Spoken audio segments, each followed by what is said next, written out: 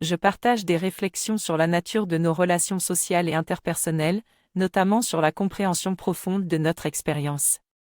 Je raconte comment, dans une situation où mon ami m'avait mal compris, j'ai décidé de ne pas être indulgent pour préserver notre amitié, mais plutôt de rechercher l'honnêteté et la compréhension mutuelle. J'explique que le désir de rétribution et de vengeance peut être très fort chez les êtres humains, mais que cela peut être contre-productif et mène souvent à une escalade. Je me souviens d'un film, Después de Lucia, où la fin m'avait comblé d'une satisfaction obscène, même si cela impliquait la mort d'un jeune homme d'une manière atroce.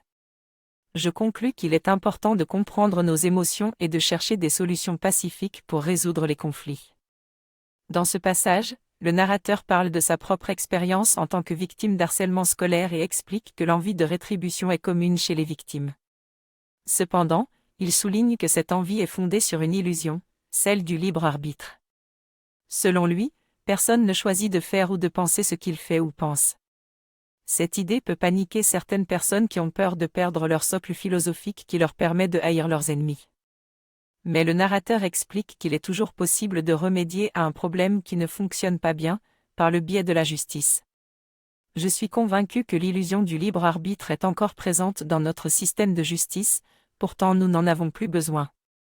Cette idée archaïque ne nous permet plus d'avancer en tant que société, et cela se reflète dans notre façon de traiter ceux qui ont commis des actes répréhensibles en cherchant à leur faire porter une faute au nom du libre arbitre. Il est temps de nous débarrasser de cette illusion qui ne trouve pas sa place dans le fonctionnement réel de nos cerveaux tel qu'observé par la science. En laissant tomber cette idée, nous serons en mesure de mieux comprendre les autres et de réduire nos passions tristes, telles que la haine, le ressentiment et le désir de vengeance, qui empoisonnent notre existence sociale. Nous n'avons plus besoin de morale ni d'impératifs comme « aimez-vous les uns les autres ».